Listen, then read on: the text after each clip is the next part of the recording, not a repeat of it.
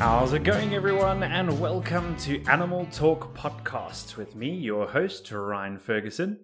Well, here in South Africa this last week, it's been a waiting game. We've been holding thumbs and waiting out to hear if we're going to be dropping down to the next alert level for our lockdown. We've pretty much been in lockdown due to COVID-19 for about 140 days now. And we've been waiting to hear if we're going to drop down to the next level, which will allow us to start opening up our facilities to the public. And we got the announcement we were all waiting for, and that is that we are dropping down to that alert level 2 in this coming week. So by the time this goes out as a podcast, it will be officially alert level 2 lockdown in South Africa. And we will be opening up for the first time to public in 145 days. Yeah, we've all been closed for quite some time. Some of the facilities will be opening up a bit later because they need to get themselves all set up, the much larger facilities. But I think some of the smaller ones will be opening up quite soon. So I'm sure everybody's really excited about that, but also very stressed out about it as well. And I'm really excited to be able to introduce you to one of my very good friends. And this person I've got to know through going to the United States with IAATE, which is the International Association of Avian Trainers and Educators, as well as through NEI, which is Natural Encounters Inc., run by Steve Martin. And at the time, when I was visiting the States for the first time, I got to know this person very, very well in both settings in the same year. So I'm very excited to introduce you to my good friend, Amy Robinson. Hi, Amy. So nice to have you on the show. How's it going? Hey, Ryan. It's going great. How are you? I'm really good, thanks. So nice to hear your voice. Yes, it's been way too long. It has definitely been way too long.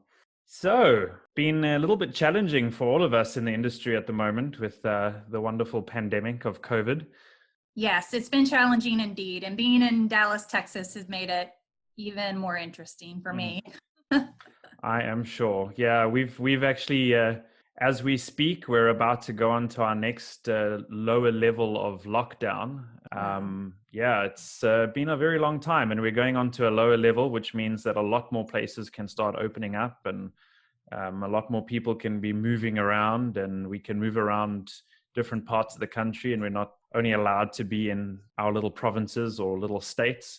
And hopefully the tourism industry where we kind of work in will kind of pick up a little bit as people are allowed to move around, but still no borders are open to international sides. We can't travel internationally. No one can come here internationally. So yeah, still a little bit challenging, but yeah, looks like we're on the stretch home, hopefully.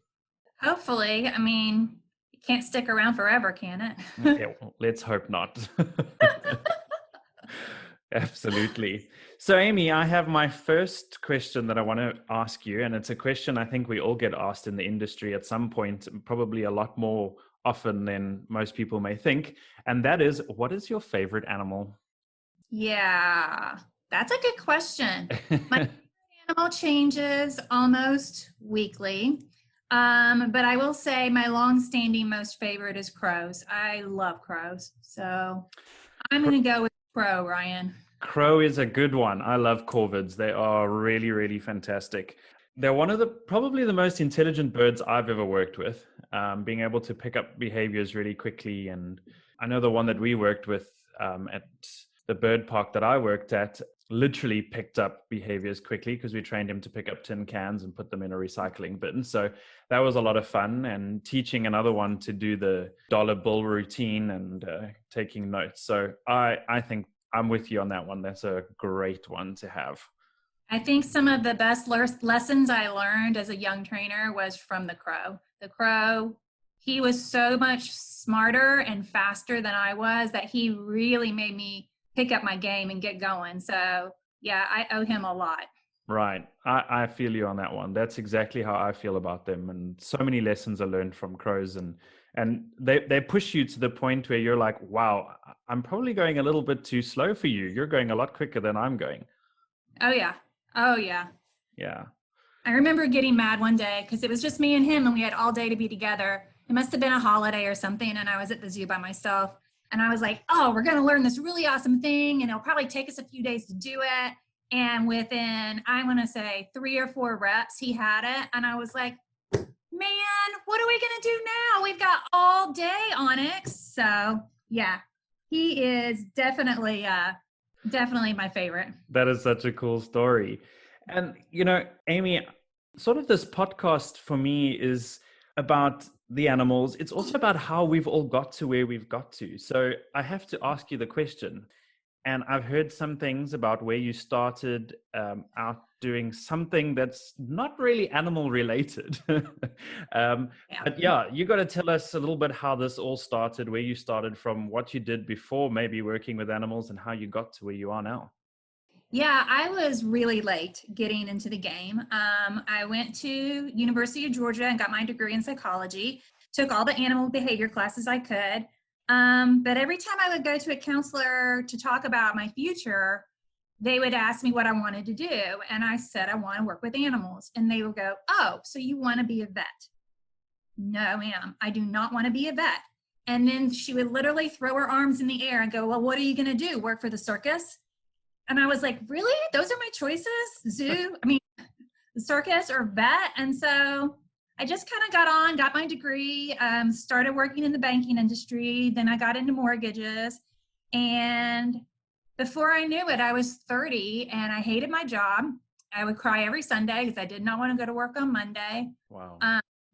And so I had an opportunity to intern at Zoo Atlanta. And so I thought, well, I'll go do that and see if that's where I want to be. I was married at the time, and that was a curse, but it was also a luxury because he made enough money that I was able to step out and try something new and try something that didn't pay as much as I was making. Right. Just kind of have that safety net. What ended up happening is I did 2 internships at Zoo Atlanta, and then their position opened up at the bird show. I had never even seen a bird show. I didn't know anything about it. But they were like, you should definitely apply. So I got it. I got the job. I also got divorced, which was great. So that took care of that too. But I got the job and I was like, oh my God, I am terrified of talking to people. How am I going to do this? How am I going to lose all these birds? And, you just get in it and you start learning and you start reading and I was like absorbing videos. Steve Martin comes to mind as someone who was a huge influence of mine. Yeah. To the point where, and then I got involved with IEEE, and that was really, really helpful because at that point we only had 2 people working at the bird show in Atlanta, and both of us started at the same time. So we didn't really have a mentor at the zoo. We really had to reach outside. And so once we got involved in IEEE and we started mixing with other people who were going through the same challenges we were, trying to do the same things we were, it was really nice to start building that network and start learning from each other. Yeah. So about 7 years at Zoo Atlanta, and I decided I wanted to stretch my wings. And so I went to Florida and started working for Steve Martin at Natural Encounters. Did the show at Disney for 5 years, which was amazing. Started this show in Dallas, went back to Disney. We still had 2 years left on the contract in Dallas that needed to be finished up. So I was asked to come back. So I came back, finished the contract, and then Dallas asked me to stay. So I've been in Dallas off and on for 9 years, and I've been a Dallas Zoo employee for about 6. That is an amazing story. Just those little front ends of that story where Steve and NEI were kind of your ends of knowing that knowledge. It takes me back to, when I started my whole bird training career. And that was exactly it. It was just watching Steve Martin's shows and seeing how that all worked. And then if I remember correctly, there was a Dallas State Fair show that I may have watched just before coming out to the States for the 2012 IAAT conference. And I was also doing a workshop with NEI. And I think I remember watching somebody, it was a tall lady standing on the stage with a talking parrot. That was me. Probably one of the highlights of my career was doing that. Because when I started, I was watching videos of the State Fair as well. and seeing the girl with the talking parrot. And I was like, man, what a great job. How did she get there? How did she do that? Right. The first day I walked out on that stage with Groucho and I came back, I was in tears. I was so happy. I was like, I made it here. That's so cool. And I remember thinking, oh wow, I really need to meet this person. And boom, I did. I don't remember if you were at the ranch when I was doing the workshop, but I think you were at Disney at the time. Probably at Disney. I didn't I'm- spend much time at the ranch. Yeah, I met you behind stage at Disney and spent a little bit of time there. And then it was off to IAATE, and then I got to know you even more there. And I can't believe that's 8 years ago already. That was February 2012. That's just really crazy. That's another thing, Ryan, is I got so involved with IAATE that I ended up being the secretary. So I was on the executive That's right. for 4 years, I believe. Yeah, that's so cool. It's amazing how you make these connections through your career, and it sort of molds your career as you go along, and you kind of find new footsteps into different places, and yeah, it's mind-boggling sometimes. Yeah, it really is. So I was sifting through some of your old photos on your social media because I was trying to look for some inspiration of things that I can ask you, even though there's tons of things. But something popped up and it looked like, I think you were at Zoo Atlanta, something to do with working with giant pandas. Yeah, probably a bit the last year or two that I was at Zoo Atlanta. I've been doing the Free Flight Bird Show for 5 or 6 years. I felt like I was getting a handle on training, but that it was very limited. And so what I started doing was cross-training with some other areas so that I could learn how to train in a different type of environment and different types of behaviors. So one of the ones I did was lemurs, and one of the ones I did a lot was a giant panda, and did with just a lot of husbandry behaviors. And I don't think I trained anything new over there. It was more of me learning how you train protected contact and working with an animal that size and stuff like that. Yeah, it was cool. I'm sure there's not a lot of people that can say they work with giant pandas. It was just for a little baby bit. Still, that's something. It's one thing I remember quite clearly, and that was when I was in the States. We don't have any giant pandas in our country, in any of the zoos. But when I was in the States, you queue for hours just to see giant pandas. It's a really rare animal, and I can only imagine how amazing it must have been to just work with those animals. Even protected contact must have been absolutely amazing and really humbling. Yeah, it was so exciting. It was very humbling. And some of the stuff I learned there, I was able to take back and use it with some of our animals, like the eagle. She really liked putting her talons into people. And so we just set it up differently where if you didn't feel comfortable going in with her, you could absolutely shift her over. And up to that point, I hadn't seen anything like that or done anything like that. So it was nice to be able to take what I learned over that giant panda and apply it for the eagle so that we could take better care of her, even when the people weren't there that were the people that she wanted to work with. She would still shift and be able to get cleaned up, fresh water and everything. Didn't have to wait. Yeah, so I like that. That's so cool because I think that's a lot of the challenges people face a lot of the time when working with animals is they kind of get themselves stuck in a routine of this animal is doing this bad behavior. Let's say it's a bird, and exactly like that, it's attacking people, and you're kind of stuck and you kind of know, well, we've still got to use this bird or still got to move this bird, but we don't know what to do.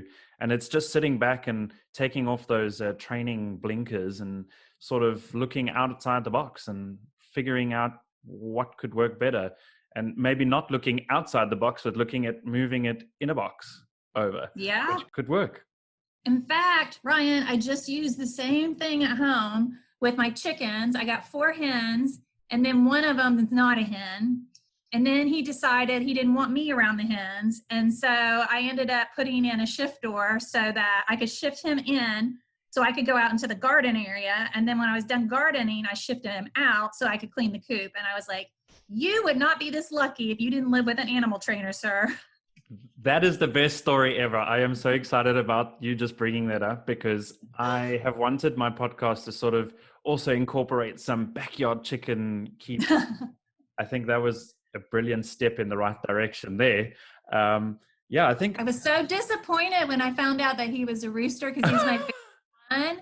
He would always come sit in my lap, and I was like, well, maybe it'll be okay. But I think it's because all the hens are so comfortable around me that they come up to me, and he's like, I can't have that. You're get out of here. So yeah, that's too bad. But we'll make it work. It'll be fine. So on that note, I think you need to maybe try and give us a little bit of a background into how you actually did that behavior. That might help some of the listeners that might be listening about maybe having a rooster problem. I know a lot of people do get roosters into their flocks of hens that they have in their backyard, either for protection or just for the look of things, and trying to keep it as natural as possible.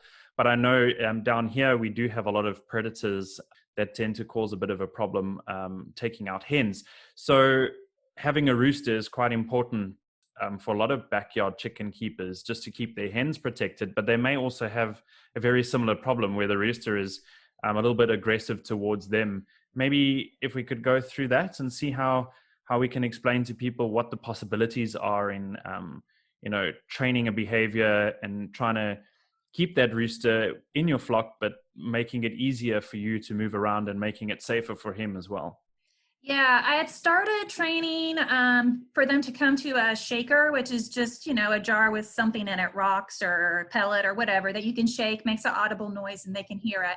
And then when they come running to you, throw some feed out on the ground. So I had trained them to come to the shaker before all of this happened, which was great because it helped a lot. And I had a door already between the garden and the coop that I could open or close, but it wasn't set up in a way where I could do it from the outside. I had to go inside. And with him changing his attitude towards me a little bit, I needed to be able to work it from the outside. And I also needed my, if I'm not there, whoever's taking care of them to feel comfortable and safe. So I needed the door to open from the outside. So I set up a pulley system that I could use to open it and close it. So I shake from inside the coop, they come in, I'm on the outside of the coop, I toss in some seed, I shut the door, and then I go garden. And when I'm done gardening, same thing. I come around, I do some, open the door, do some shaking, they run into the garden, I toss seed into the garden after I'm already out. And so that's been really helpful getting them, and they move quick. Chickens, let me tell you something, chickens are smart. They are so smart and they pay attention. So it does not take much to train them to come to a shaker. They're really good about it. Yeah, that's cool. And I think maybe a question that somebody might have that I was thinking about. I remember when I actually started training a chicken. I went to a training course here in South Africa, and I had a small chicken that I started training at the workshop. They're probably going to ask, what is reinforcing for a chicken? Almost anything.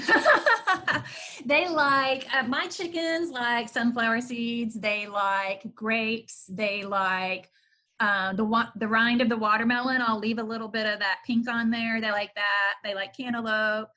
Corn is a good one. So, and then if you have it, crickets and mealworms are great, but most people don't have that at home. Right. Yeah, I definitely think that crickets and mealworms will be a very high reinforcement value, being very high in protein. So if you are able to get that, I think that would be quite a high reinforcer. But all the other ones, definitely give that a shot and use that. And I'm sure Amy would be willing to answer any questions. If anybody had any questions, they could always send a mail and maybe she could help out with that. Absolutely. On a different note, Amy, if I remember correctly, I'm not sure how many years now, but you have been cancer-free. 4. 4 years. That is 4 absolutely years. amazing. August 1st, it was 4 years. Wow. That is amazing. What an amazing story. And just being able to say that is something that I don't think a lot of people get the opportunity to say. And that's really, really an amazing experience. I'm going to say it's an experience because as we go through life, we experience many different things and we experience challenges, and it's up to us to wangle our way through those experiences and those challenges. And wow, well done. You did a great job. Thank you, sir. You're welcome. Amy, so working at NEI, learning all those different techniques of training and all that you're now using at home, do you feel like you started with a bit of bad training experience and kind of moved on to more of a better training experience? That's a really good question. I started out with people who are very limited in their experience. So I think the first person I worked for was a falconer. And so in her mind, everything wore jesses, everything got on your arm. And so when we got things in like the Southern Ground Hornbill, and she's wanting to jess him and put him on my hand, I'm like, I don't know if this is a good idea. This doesn't look like it's something this bird's going to be comfortable doing. And also, that beak is really close to my face. So it wasn't bad training. It was just, she just had a smaller lens than what she needed to look at our collection with. And after that, we got someone who was also a falconer, but he seemed to have a little bit more experience. And the stuff he taught me wasn't terrible.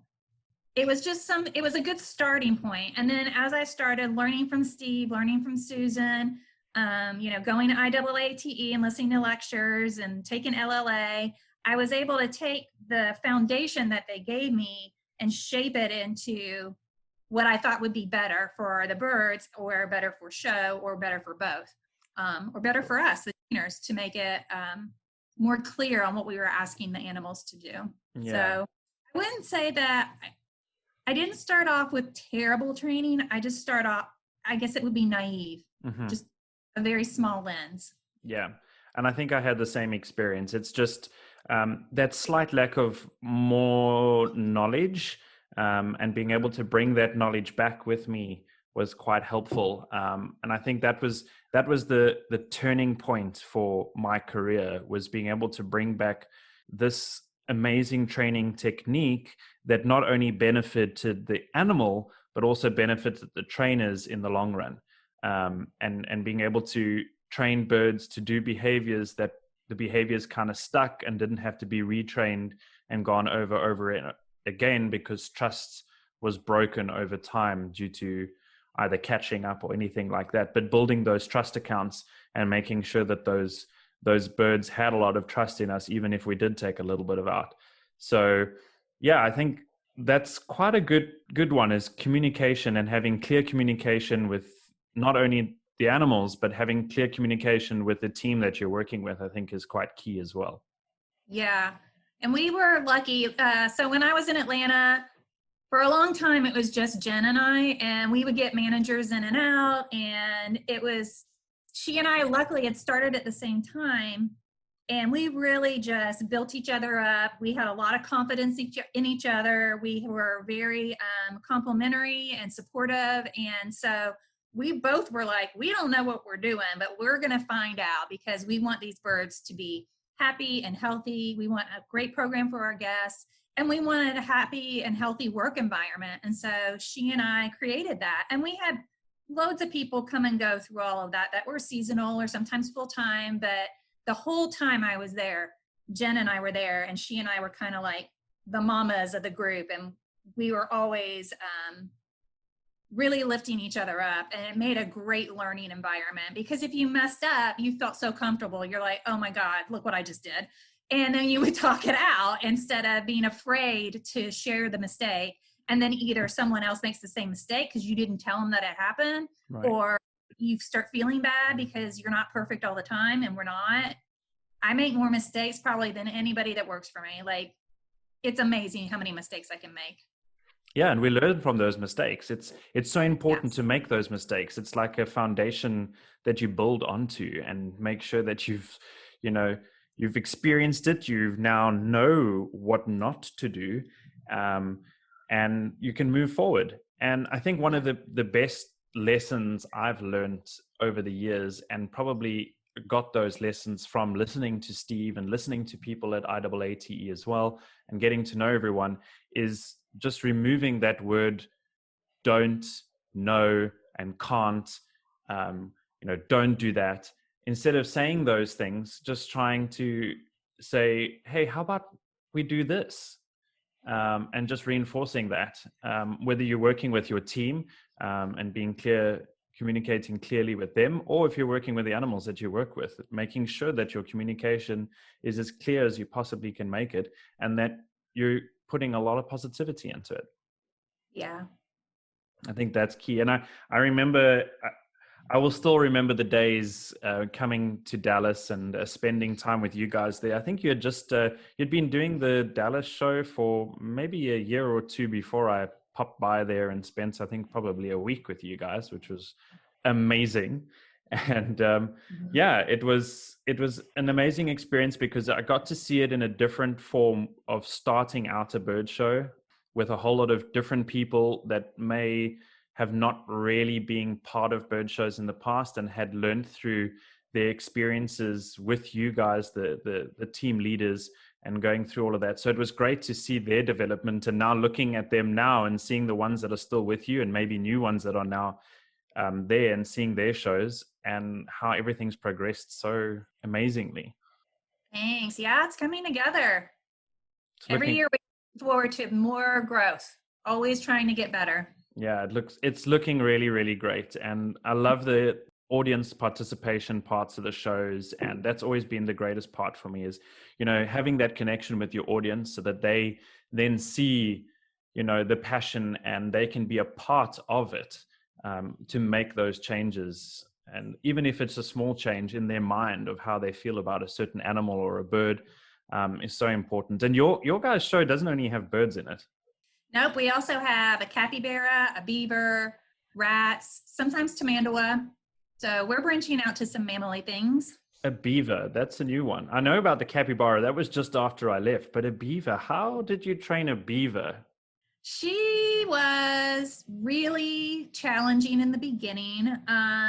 She was born at Minnesota Zoo, and I left her up there to wean. I didn't want to do the whole hand raise thing. That's just my personal preference. If I can help it, I'm not a mom. I don't want to be a mom. So anyway, so when she came, she was not happy. She was a lot of tail slapping and almost fearful. And she slept all day because they're nocturnal. And I was like, oh my gosh, what have I got myself into? So luckily we had a show on Halloween weekend. We had 4 nights of shows at night. And after the second show, it was like 7 p.m., I think, I noticed she was awake. And so I went over and started talking to her and tossing little pieces of food in there to see which ones she liked and which ones she didn't. And then the next night, she was up by 6:30. And so I started working with her again. Then the next night, she was up a little bit earlier. And so I was finally able, after the 4 nights of Halloween night, I stayed late at work 2 or 3 nights trying to get her to get up before I went home from work, and so that we could start interacting. And once we got that going, that was really good. She started waking up, around noon or around 11 a.m. And so we were able to start getting multiple sessions in. What I realized with Willow, her name's Willow, is that she doesn't have the best vision, and I am terrible at throwing. And she and I had not developed a close enough relationship where I could just hand her food. Mm-hmm. So I ended up making this target that had a little cup at the end of it, and I would put the reinforcer in the cup. So then I could tap the cup for her to come to that audio cue. But when she got there, I was able to tip it and put the reinforcement like right in front of her. Prior to that, I would either hit her in the head, not reinforcing, or I'd slide under furniture, not reinforcing. And I was like, we got to come up with something because this is not going to work. So the tapping worked. The little tapping cup worked.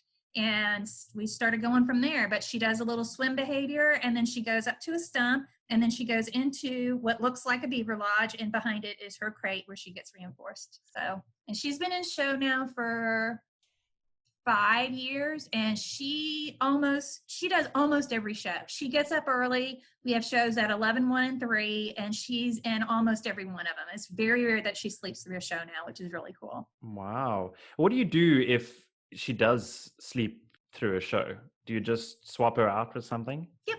Yeah. If she doesn't want to load, we just take her out of show. And That's sometimes she'll fool you and she will be awake enough to load, but by the time it's her turn to be in the show, she's fallen back asleep in the crate. Oh, So wow. yeah, you just skip it.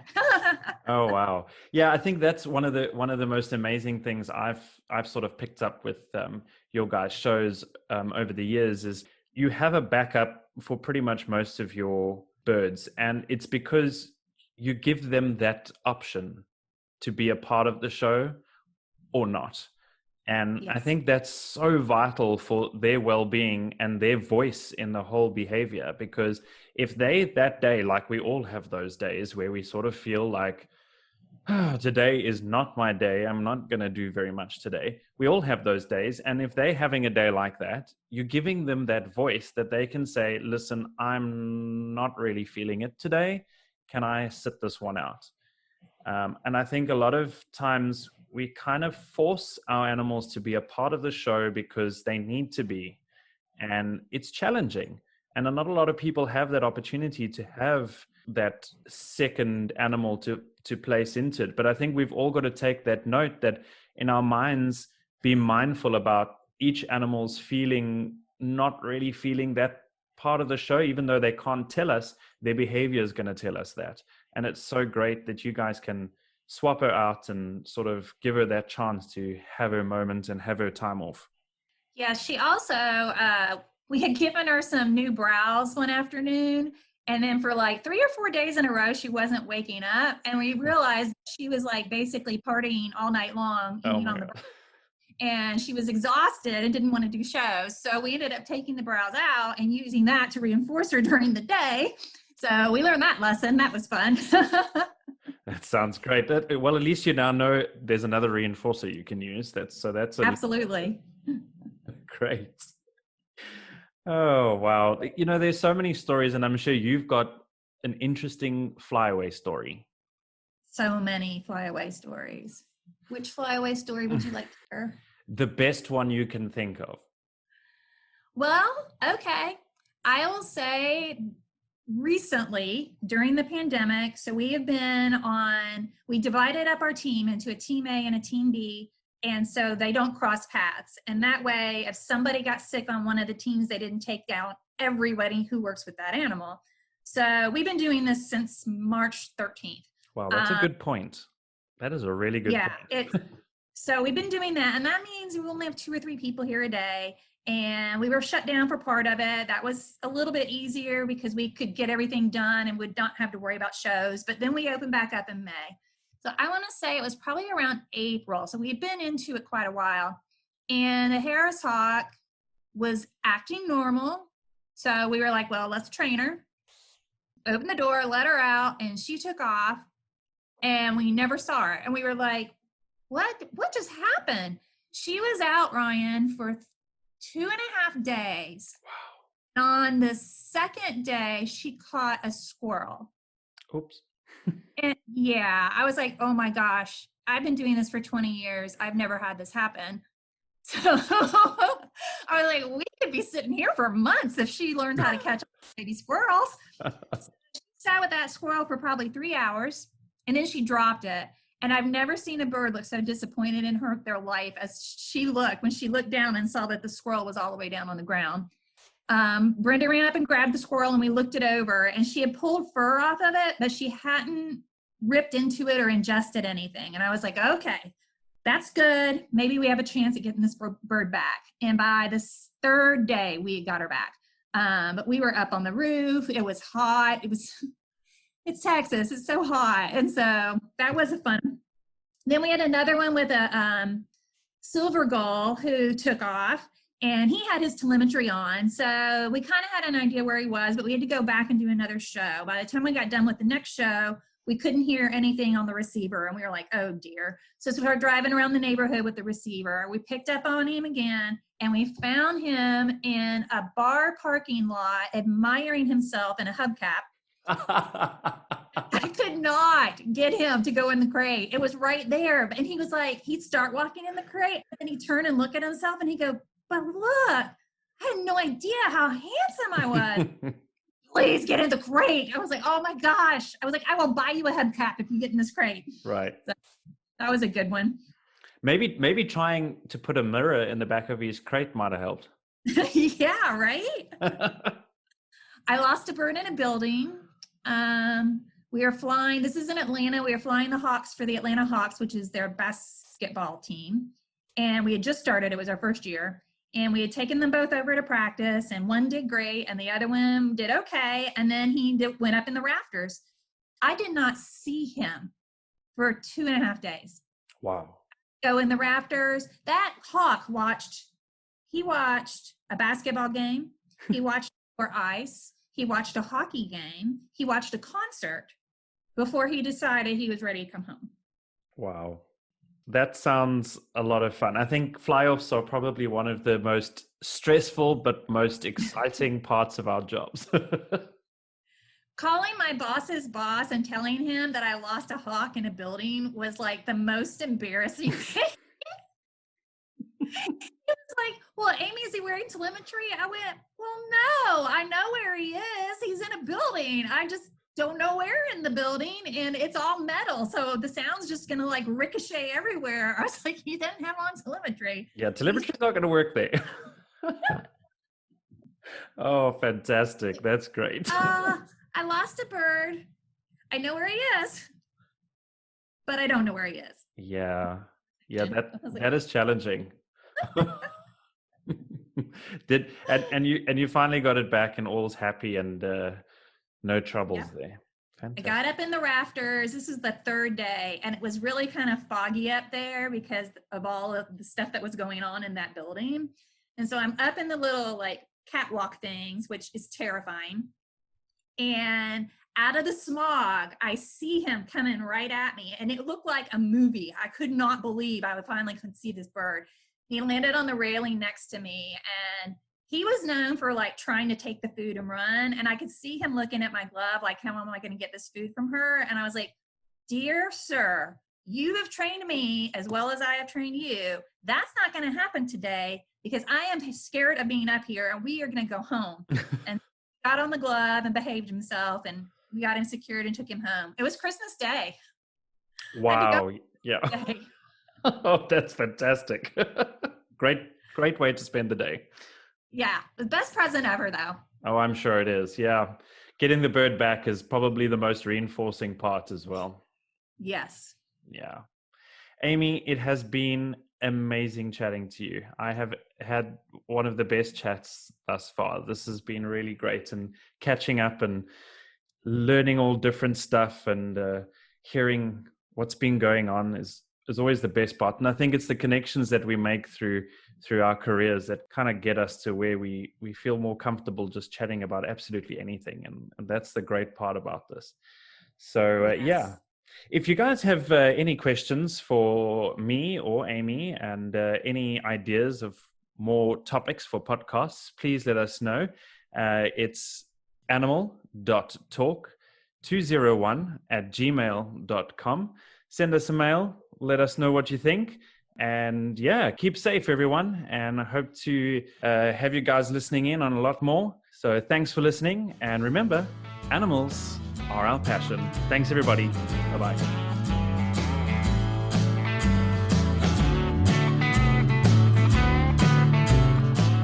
Oh, absolutely. We did a 40 minute almost a 40-minute one. So that's perfect.